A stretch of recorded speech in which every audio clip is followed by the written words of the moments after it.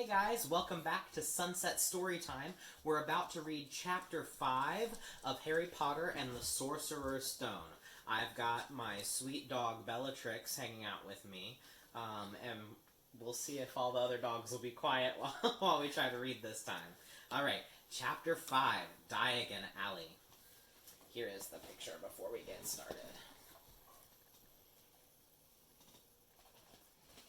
Alright. Harry woke early the next morning. Although he could tell it was daylight, he kept his eyes shut tight. It was a dream, he told himself firmly. I dreamed a giant called Hagrid came to tell me I was going to a school for wizards. When I open my eyes, I'll be at home in my cupboard. There was suddenly a loud tapping noise.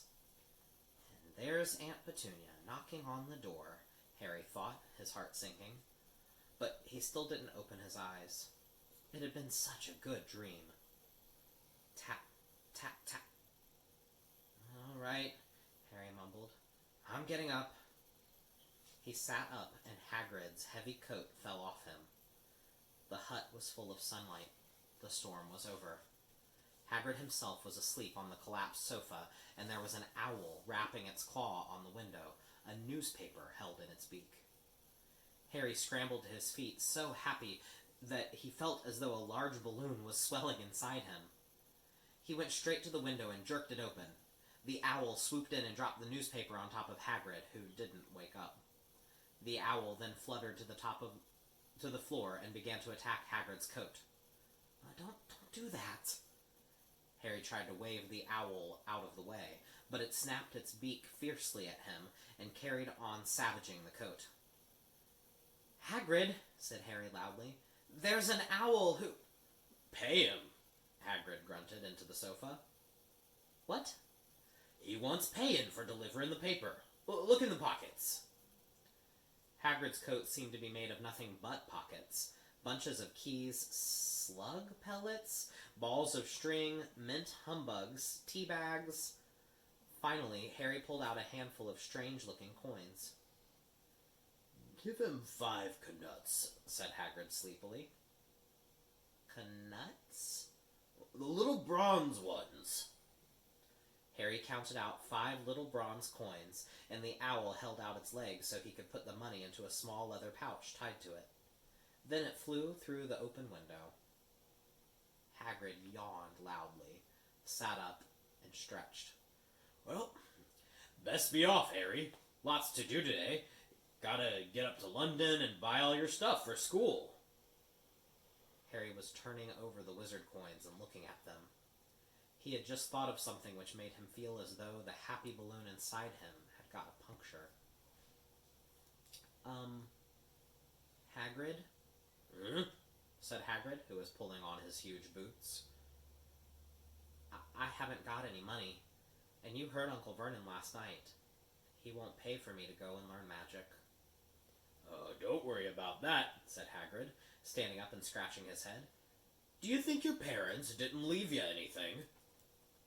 But if their house was destroyed, They didn't keep their gold in the house, boy. Nah. First stop for us is Gringotts, Wizard's Bank. Have a sausage. They're not bad cold. And I wouldn't say no to a bit of birthday cake, neither. Wizards have banks? Oh, just the one. Gringotts, run by goblins. Harry dropped a bit of sausage he was holding. Goblins? Yeah, so you'd be mad to try to rob it, I tell you that. Never mess with goblins, Harry. Gringotts is the safest place in the world for anything you want to keep safe. Except for maybe Hogwarts. As a matter of fact, I gotta visit Gringotts anyway, for Dumbledore. Hogwarts business. Hagrid drew himself up proudly. He usually gets me to do important stuff for him. Fetching you, getting things from Gringotts. He knows he can trust me, see? Got everything? Come on, then. Harry followed Hagrid out onto the rock. The sky was quite clear now, and the sea gleamed in the sunlight. The boat Uncle Vernon had hired was still there, with a lot of water in the bottom after the storm. How How did you get here? Harry asked, looking around for another boat. Flew, said Hagrid.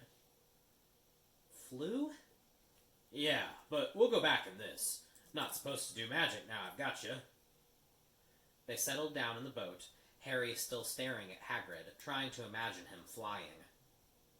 Seems a shame to row, though, said Hagrid, giving Harry another sideways look. If I was to, speed things up a bit, would you mind not mentioning it at Hogwarts? Of course not, said Harry, eager to see more magic. Hagrid pulled out his pink umbrella again, tapped it twice on the side of the boat, and they sped toward land. Why would you be mad to try and rob Gringotts? Harry asked.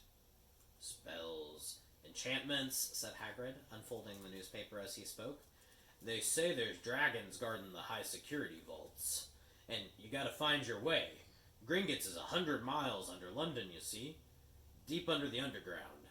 You'd die of hunger trying to get out, even if you did manage to get your hands on something. Harry sat and thought about this while Hagrid read his newspaper, The Daily Prophet.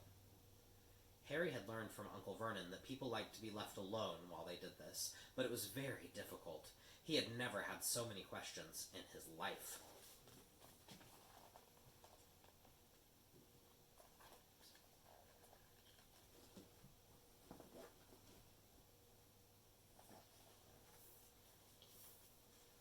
Oh, Ministry of Magic's messing things up as usual, Hagrid muttered, turning the page.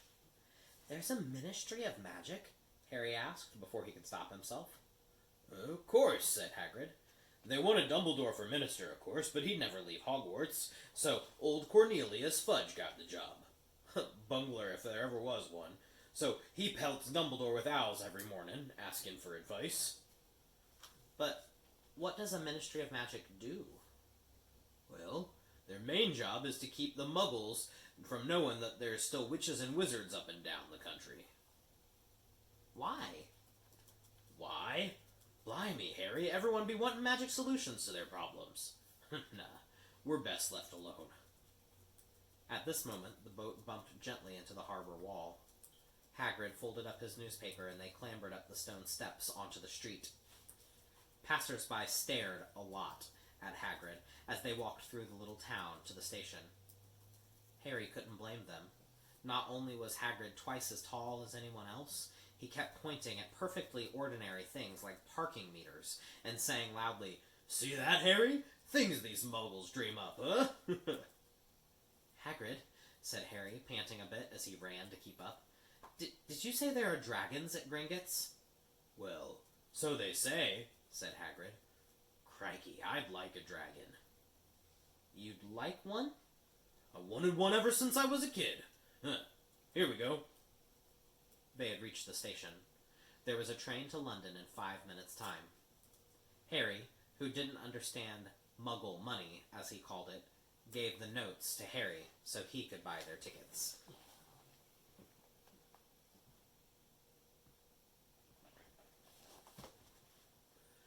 People stared more than ever on the train. Hagrid took up 2 seats and sat knitting what looked like a canary yellow circus tent. You still got your letter, Harry? He asked as he counted stitches. Harry took the parchment envelope out of his pocket. Good, said Hagrid. There's a list there of everything you need. Harry unfolded a second piece of paper he hadn't noticed the night before and read, Hogwarts School of Witchcraft and Wizardry. Uniform. First-year students will require 3 sets of plain work robes, black. 1 plain pointed hat, black, for day wear. 1 pair of protective gloves, dragon hide or similar. 1 winter cloak, black, silver fastenings. Please note that all pupils' clothes should carry name tags. Set books. All students should have a copy of each of the following. The Standard Book of Spells, Grade 1, by Miranda Goshawk. A History of Magic, by Bathilda Bagshot. Magical Theory, by Adalbert Waffling. A Beginner's Guide to Transfiguration, by Emmerich Switch. 1,000 Magical Herbs and Fungi, by Phillida Spore. Magical Drafts and Potions, by Arsenius Jigger. Fantastic Beasts and Where to Find Them by Newt Scamander. The Dark Forces, A Guide to Self-Protection by Quentin Trimble. Other equipment: 1 wand, 1 cauldron, pewter, standard size 2, 1 set glass or crystal phials, 1 telescope, 1 set brass scales. Students may also bring an owl, or a cat, or a toad. Parents are reminded that first years are not allowed their own broomsticks. Can we buy all this in London? Harry wondered out loud. If you know where to go, said Hagrid. Harry had never been to London before. Although Hagrid seemed to know where he was going, he was obviously not used to getting there in an ordinary way. He got stuck in the ticket barrier on the Underground and complained loudly that the seats were too small and the trains too slow. I don't know how muggles manage without magic, he said, as he climbed a broken-down escalator which led up to a bustling road lined with shops. Hagrid was so huge that he parted the crowd easily. All Harry had to do was keep close behind him. They passed bookshops and music stores, hamburger bars and cinemas, but nowhere that looked as if it could sell you a magic wand. This was just an ordinary street, full of ordinary people. Could there really be piles of wizard gold buried miles beneath them? Were there really shops that sold spell books and broomsticks? Might this all not be some huge joke that the Dursleys had cooked up? If Harry hadn't known that the Dursleys had no sense of humor, he might have thought so. Yet, somehow, even though Hagrid had told him so far was unbelievable, Harry couldn't help trusting him. Ah, this is it, said Hagrid, coming to a halt. The Leaky Cauldron. It's a famous place. It was a tiny, grubby-looking pub. If Hagrid hadn't pointed it out, Harry wouldn't have noticed it was there. The people hurrying by didn't glance at it. Their eyes slid from the big bookshop on one side to the record shop on the other, as if they couldn't see the Leaky Cauldron at all. In fact, Harry had the most peculiar feeling that only he and Hagrid could see it. Before he could mention this, Hagrid had steered them inside.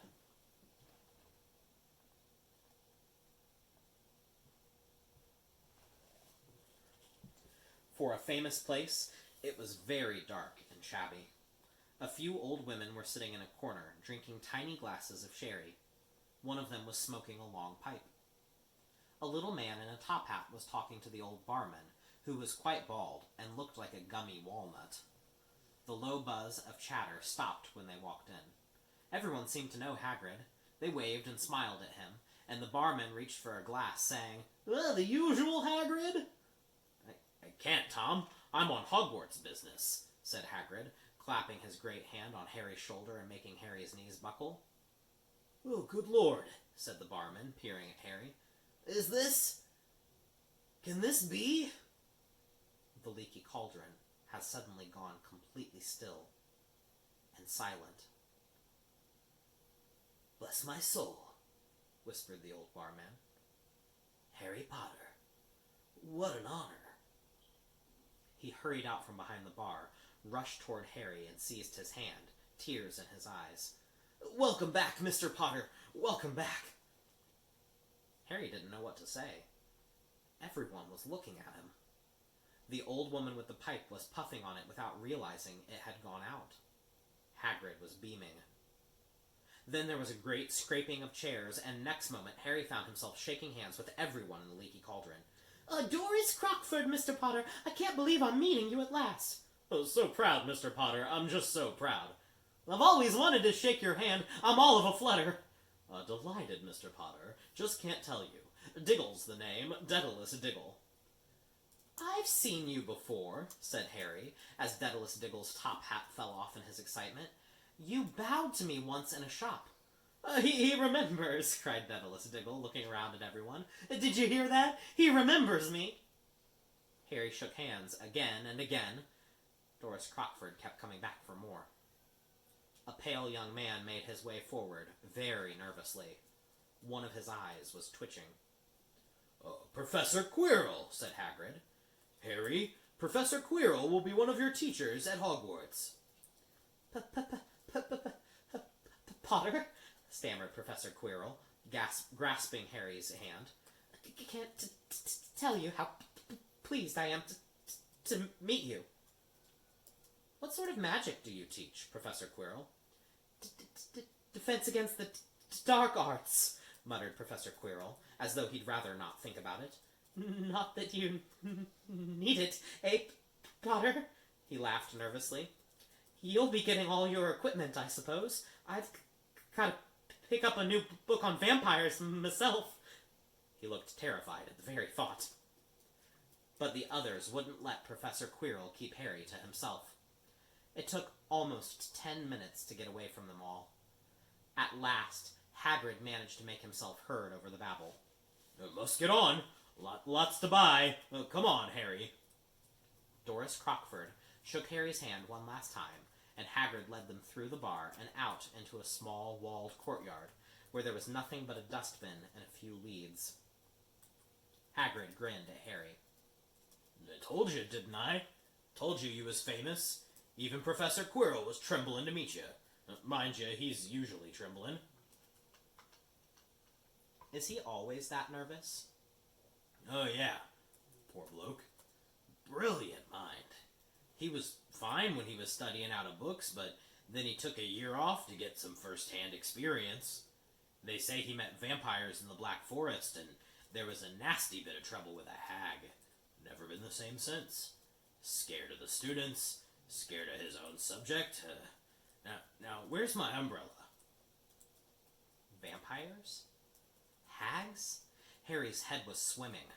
Hagrid, meanwhile, was counting bricks in the wall above the dustbin. We got 3 up and 2 across, he muttered. Right. Stand back, Harry.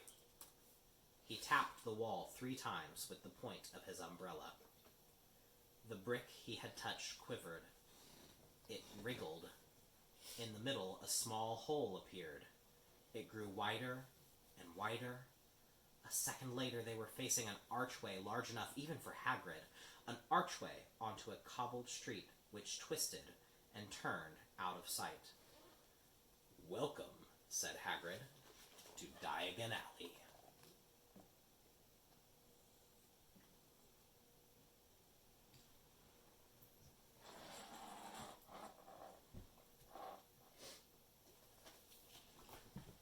He grinned at Harry's amazement. They stepped through the archway. Harry looked quickly over his shoulder and saw the archway shrink instantly back into solid wall. The sun shone brightly on a stack of cauldrons outside the nearest shop. Cauldrons, all sizes, copper, brass, pewter, silver, self-stirring, collapsible, a sign said, hanging over them. Yeah, you'll be needing one, said Hagrid, but we gotta get your money first. Harry wished he'd had about 8 more eyes. He turned his head in every direction as they walked up the street, trying to look at everything at once. The shops, the things outside them, the people doing their shopping. A plump woman outside an apothecary was shaking her head as they passed, saying, "Dragon liver, 16 sickles an ounce, they're mad." A low, soft hooting came from a dark shop with a sign saying Ilap's Owl Emporium. Tawny, Screech, Barn, Brown, and Snowy. Several boys about Harry's age had their noses pressed against a window with broomsticks in it. "Look," Harry heard one of them say, "the new Nimbus 2000, a fastest ever." There were shops selling robes, shops selling telescopes and strange silver instruments Harry had never seen before, windows stacked with barrels of bat spleens and eel's eyes, tottering piles of spellbooks, quills, rolls of parchment, potion bottles, globes of the moon. "Gringotts," said Hagrid. They had reached a snowy white building which towered over the other little shops. Standing beside its burnished bronze doors, wearing a uniform of scarlet and gold, was... "Yeah, that's a goblin," said Hagrid quietly, as they walked up the white stone steps toward him. The goblin was about a head shorter than Harry. He had a swarthy, clever face, a pointed beard, and, Harry noticed, very long fingers and feet. He bowed as they walked inside. picture of Diagon Alley.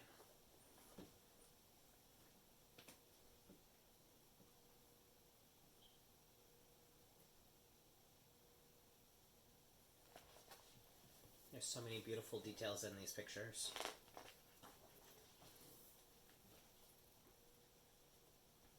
Now they were facing a second pair of doors, this time with words engraved upon them.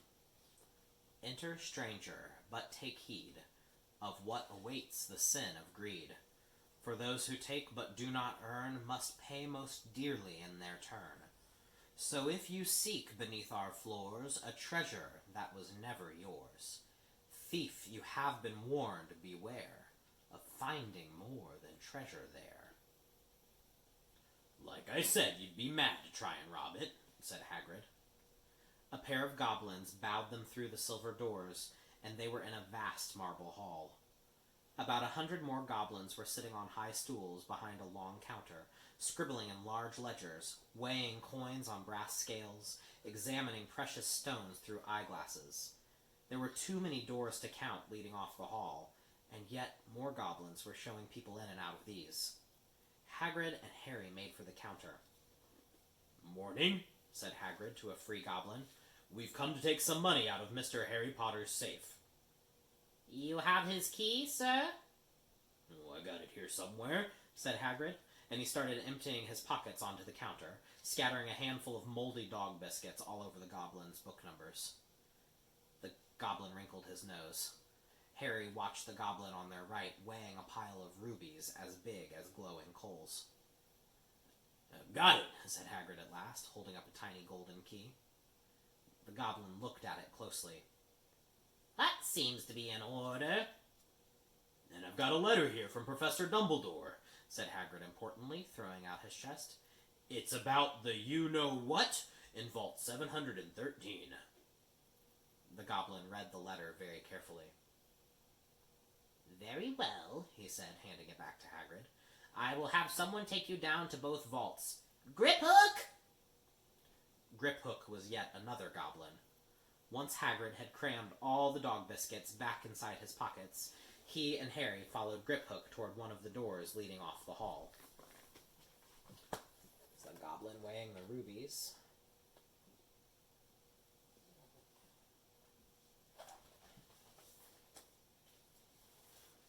What's the you-know-what in Vault 713? Harry asked. Well, I can't tell you that, said Hagrid mysteriously. Very secret. Hogwarts business. Dumbledore's trusted me. More than my job's worth to tell you that. Griphook held the door open for them. Harry, who had expected more marble, was surprised. They were in a narrow stone passageway lit with flaming torches. It sloped steeply downwards, and there were little railway tracks on the floor. Griphook whistled, and a small cart came hurtling up the tracks toward them. They climbed in, Hagrid with some difficulty, and they were off. At first, they just hurtled through a maze of twisting passages. Harry tried to remember left, right, left, middle fork, right, left, but it was impossible. The rattling cart seemed to know its own way, because Griphook wasn't steering. Harry's eyes stung as the cold air rushed past them, but he kept them wide open. Once he thought he saw a burst of fire at the end of a passage, and twisted around to see if it was a dragon, but too late. They plunged even deeper, passing an underground lake where huge stalactites and stalagmites grew from the ceiling and floor. I never know, Harry called to Hagrid over the noise of the cart. What's the difference between a stalagmite and a stalactite? Stalagmite's got an M in it, said Hagrid.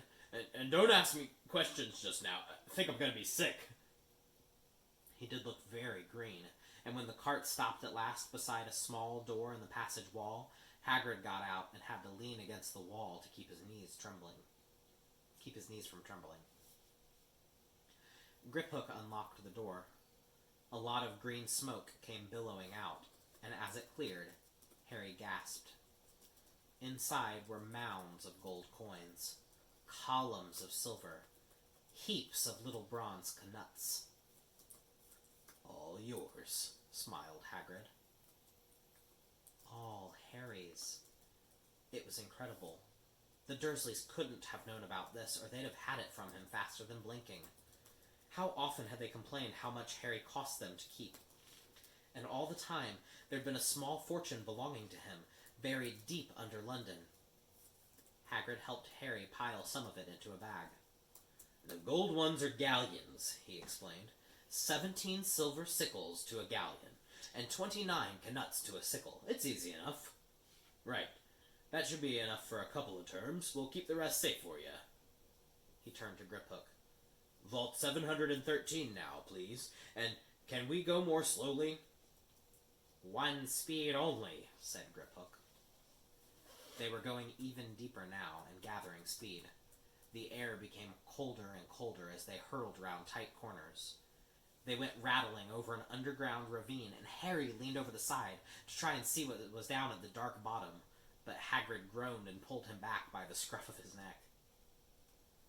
Vault 713 had no keyhole. Stand back, said Griphook importantly. He stroked the door gently with one of his long fingers, and it simply melted away. If anyone but a Gringotts goblin tried that, they'd be sucked through the door and trapped in there, said Griphook. How often do you check to see if anyone's inside? Harry asked. About once every 10 years, said Griphook with a rather nasty grin. Something really extraordinary had to be inside this top security vault. Harry was sure, and he leaned forward eagerly, expecting to see fabulous jewels at the very least. But at first, he thought it was empty. Then he noticed a grubby little package wrapped up in brown paper lying on the floor. Hagrid picked it up and tucked it deep inside his coat. Harry longed to know what it was, but knew better than to ask. Come on, back in this infernal cart, and don't talk to me on the way back. It's best if I keep me mouth shut, said Hagrid. One wild cart ride later, and they stood blinking in the sunlight outside Gringotts. Harry didn't know where to run first now that he had a bag full of money.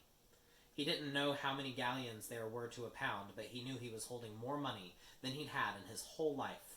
More money than even Dudley had ever had. Might as well get your uniform, said Hagrid, nodding toward Madame Malkin's robes for all occasions. Listen, Harry, would you mind if I slipped off for a pick-me-up in the leaky cauldron? I hate them Gringotts carts. He did look a bit sick, so Harry entered Madame Malkin's shop alone, feeling nervous. Madame Malkin was a squat, smiling witch, all dressed in mauve. Hogwarts, dear, she said, when Harry started to speak. Got the lot here. Another young man being fitted just now, in fact. In the back of the shop, a boy with a pale, pointed face was standing on a footstool, while a second witch pinned up his long black robes. Madame Malkin stood Harry on a stool next to him, slipped a long robe over his head, and began to pin it to the right length. Hello, said the boy. Hogwarts too? Yes, said Harry. My father's next door buying my books, and mother's up the street looking at wands, said the boy.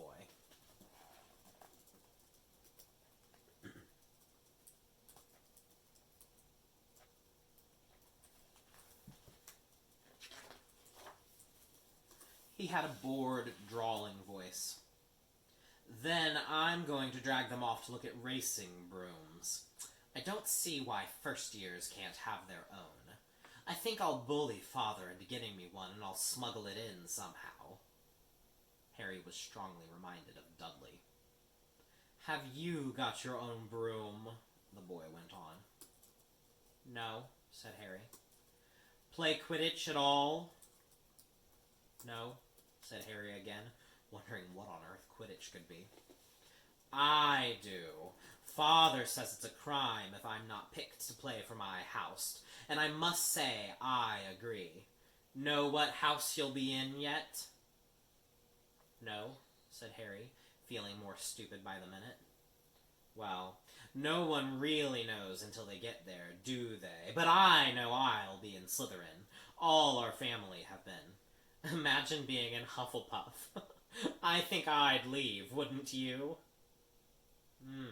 Said Harry, wishing he could say something a bit more interesting.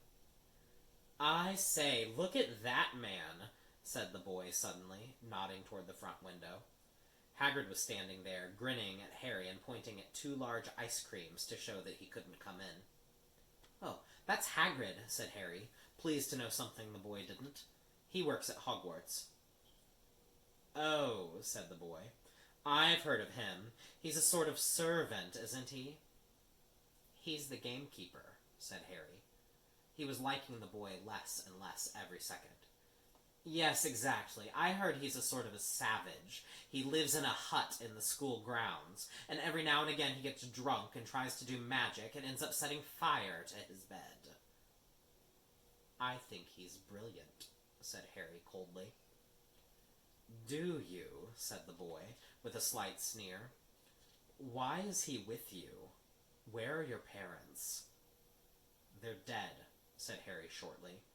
He didn't feel much like going into the matter with this boy.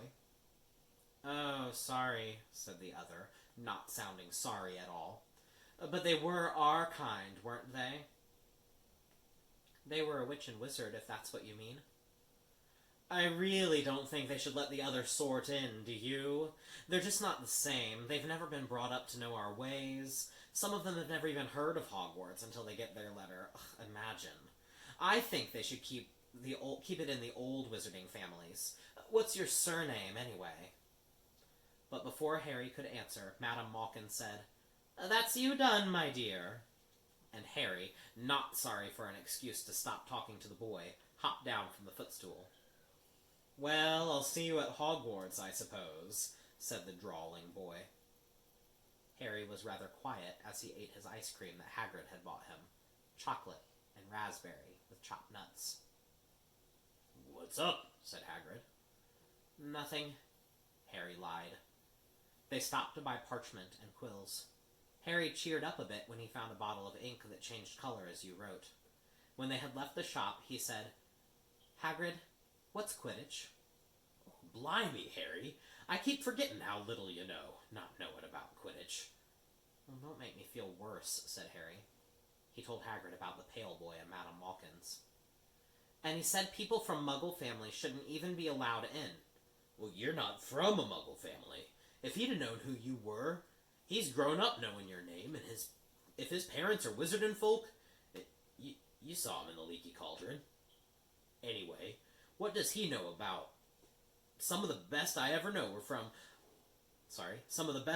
saw were the only ones with magic in them in long line of muggles. Look at your mum. Look what she had for a sister. So, what is Quidditch? It's our sport. Wizard sport. It's like football in the Muggle world. Everyone follows Quidditch. It's played up in the air on broomsticks, and there's 4 balls. It's sort of hard to explain the rules. And what are Slytherin and Hufflepuff? Schoolhouses. There's 4. Everyone says Hufflepuff are a lot of duffers, but I'll bet I'm in Hufflepuff, said Harry gloomily. Better Hufflepuff than Slytherin, said Hagrid darkly. There's not a single witch or wizard who went bad who wasn't in Slytherin. You know who was one. You know who was at Hogwarts? Years and years ago, said Hagrid. They bought Harry's school books in a shop called Flourish and Blots, where the shelves were stacked to the ceiling with books as large as paving stones bound in leather. Books the size of postage stamps and covers of silk. Books full of peculiar symbols, and a few books with nothing in them at all. Even Dudley, who never read anything, would have been wild to get his hands on some of these. Hagrid almost had to drag Harry away from curses and counter-curses, bewitch your friends and befuddle your enemies with the latest revenges, hair loss, jelly legs, tongue-tying, and much, much more, by Professor Vindictus Viridian. I was trying to find out how to curse Dudley. I'm not saying it's not a good idea, but you're not to use magic in the Muggle world except in very special circumstances, said Hagrid.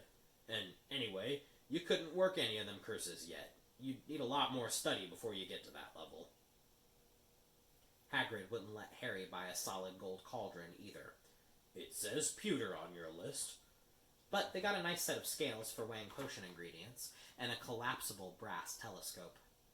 Then they visited the apothecary's, which was fascinating enough to make up for its horrible smell, a mixture of bad eggs and rotted cabbages. Barrels of slimy stuff stood on the floor, jars of herbs, dried roots and bright powders lined the walls, bundles of feathers, strings of fangs and snarled claws hung from the ceiling. While Hagrid asked the man behind the counter for a supply of some basic potion ingredients for Harry, Harry himself examined silver unicorn horns at 21 galleons each, and minuscule, glittery black beetle eyes, 5 knuts a scoop. Outside the apothecary's, Hagrid checked Harry's list again. Just your wand left. Oh, yeah, and I still haven't gotten you a birthday present. Harry felt himself go red. You don't have to get me... I know I don't have to. Tell you what, I'll get your animal. Not a toad. Toads went out of fashion years ago. You'd be laughed at. And I don't like cats. They make me sneeze. I'll get you an owl. All the kids want owls. They're dead useful. Carrying your post and everything. 20 minutes later, they left Aelop's Owl Emporium, which had been dark and full of rustling and flickering, jewel-bright eyes. Harry now carried a large cage, which held a beautiful snowy owl, fast asleep with her head under her wing. He couldn't stop stammering his thanks, sounding just like Professor Quirrell. Don't mention it, said Hagrid gruffly. I don't expect you've had a lot of presents from them Dursleys. Just Ollivanders left now. Only place for wands, Ollivanders, and you gotta have the best wand. A magic wand. This is what Harry had been really looking forward to. The last shop was narrow and shabby. Peeling gold letters over the door read Ollivanders, maker of fine wands since 382 BC. A single wand lay on a faded purple cushion in the dusty window.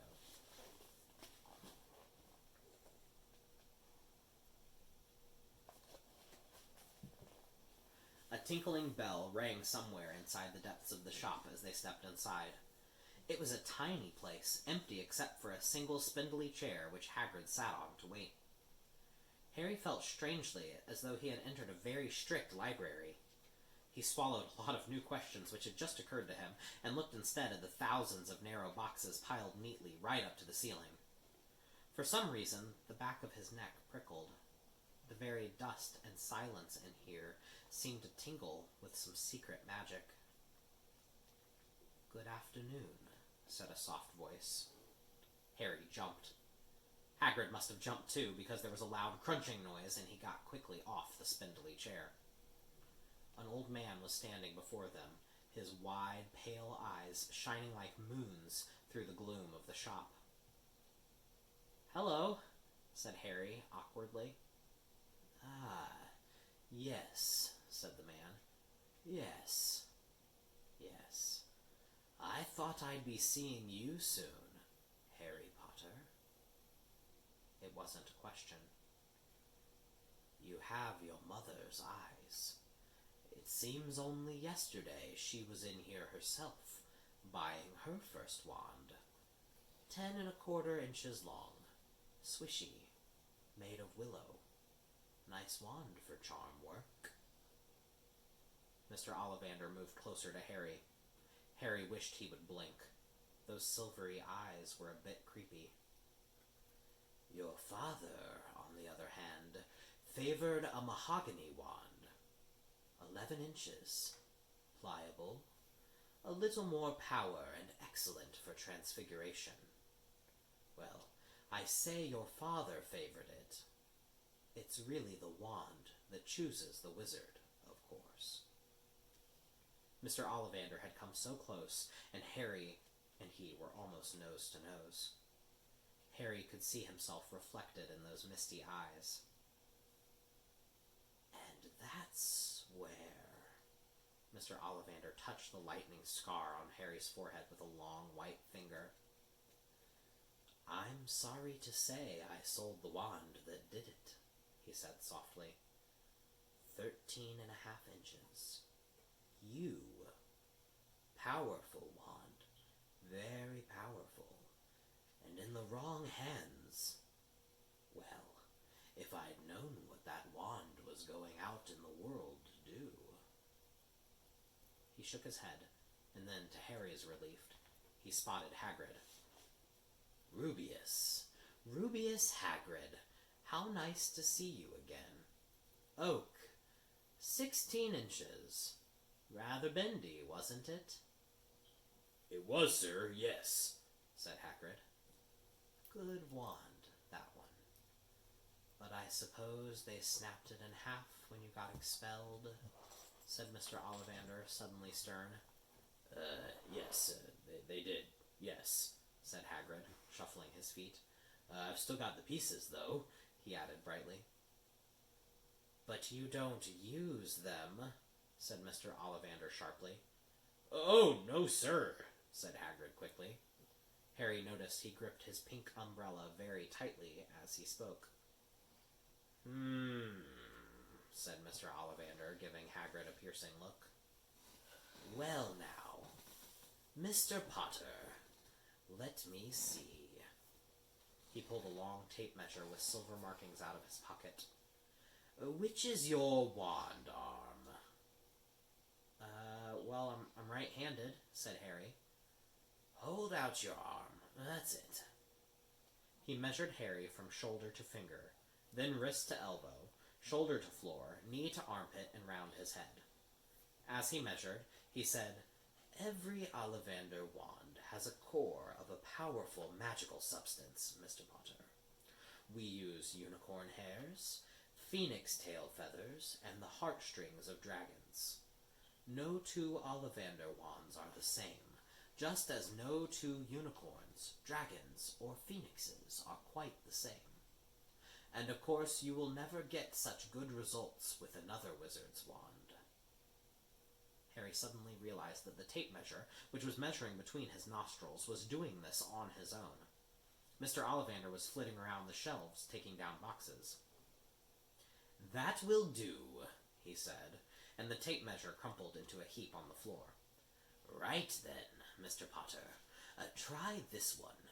Beechwood and dragon heartstring, 9 inches, nice and flexible. Just take it and give it a wave. Harry took the wand and, feeling foolish, waved it around a bit, but Mr. Ollivander snatched it out of his hand almost at once. Maple and phoenix feather, 7 inches, quite whippy. Try the... Harry tried, but he had hardly raised the wand when it, too, was snatched back by Mr. Ollivander. No. Here, ebony and unicorn hair, 8.5 inches. Springy. Go on, try it out. Harry tried, and tried. He had no idea what Mr. Ollivander was waiting for. The pile of tried wands was mounting higher and higher on the spindly chair, but the more wands Mr. Ollivander pulled from the shelves, the happier he seemed to become. Tricky customer, huh? Not to worry. We'll find the perfect match here somewhere. I wonder. Now, yes, why not? Unusual combination. Holly and phoenix feather. 11 inches. Nice and supple. Harry took the wand. He felt a sudden warmth in his fingers. He raised the wand above his head, brought it swishing down through the dusty air, and a stream of red and gold sparks shot from the end like a firework, throwing dancing spots of light onto the walls. Hagrid whooped and clapped, and Mr. Ollivander cried, Oh, bravo! Yes, indeed. Oh, very good. Well, how curious. How very curious. He put Harry's wand back into its box, wrapped it in brown paper, still muttering. Curious. Sorry, said Harry, but what's curious? Mr. Ollivander fixed Harry with his pale stare. I remember every wand I ever sold, Mr. Potter. Every single wand. It so happens that the phoenix, whose tail feather is in your wand, gave another feather. Just one other. It is very curious indeed when you should be destined for this wand, when its brother, why, its brother gave you that scar. Harry swallowed. Yes, 13.5 inches. You. Curious indeed how these things happen. The wand chooses the wizard, remember. I think we must expect great things from you, Mr. Potter. After all, he who must not be named did great things. Terrible, yes, but great. Harry shivered. He wasn't sure he liked Mr. Ollivander too much. He paid 7 gold galleons for his wand, and Mr. Ollivander bowed them from his shop. The late afternoon sun hung low in the sky, and Harry and Hagrid made their way back down Diagon Alley, back through the wall, back through the leaky cauldron, now empty. Harry didn't speak at all as they walked down the road. He didn't even notice how much people were gawping at them on the underground, laden as they were with all their funny-shaped packages, with the sleeping, snowy owl on Harry's lap. Up another escalator, out into Paddington Station, Harry only realized where they were when Hagrid tapped him on the shoulder. "Got time for a bite to eat before your train leaves," he said. He bought Harry a hamburger, and they sat down on plastic seats to eat them. Harry kept looking around. Everything looked so strange somehow. "You all right, Harry? You're very quiet," said Hagrid. Harry wasn't sure he could explain. He just had the best birthday of his life. And yet... He chewed his hamburger, trying to find the words. "Everyone thinks I'm special," he said at last. "All those people in the leaky cauldron, Professor Quirrell, Mr. Ollivander, but I don't know anything about magic at all. How can they expect great things? I'm famous and I can't even remember what I'm famous for. I don't know what happened when the night my parents died." Hagrid leaned across the table. Behind the wild beard and eyebrows, he wore a very kind smile. "Oh, don't you worry, Harry. You'll learn fast enough. Everyone starts at the beginning at Hogwarts. You'll be just fine. Just be yourself. I know it's hard. You've been singled out, and that's always hard. But you'll have a great time at Hogwarts. I did. Still do, as a matter of fact." Hagrid helped Harry onto the train that would take him back to the Dursleys, then handed him an envelope. "Your ticket to Hogwarts," he said. "1st of September, King's Cross. It's all on your ticket. Any problems with the Dursleys, send me a letter with your owl. She'll know where to find me. See you soon, Harry." The train pulled out of the station. Harry wanted to watch Hagrid until he was out of sight. He rose in his seat and pressed his nose against the window, but he blinked, and Hagrid had gone. Alright, that's the end of Chapter 5. We'll read Chapter 6 tomorrow, and Chapter 6 is another really great chapter. It's called The Journey from Platform 9 3/4. Very mysterious. Very excited to read it to you guys. I know this is some of you guys' first time through this book, so stick with it. We're about to get to Hogwarts in just another couple of chapters. So thanks again. I'll see you guys soon. Bye!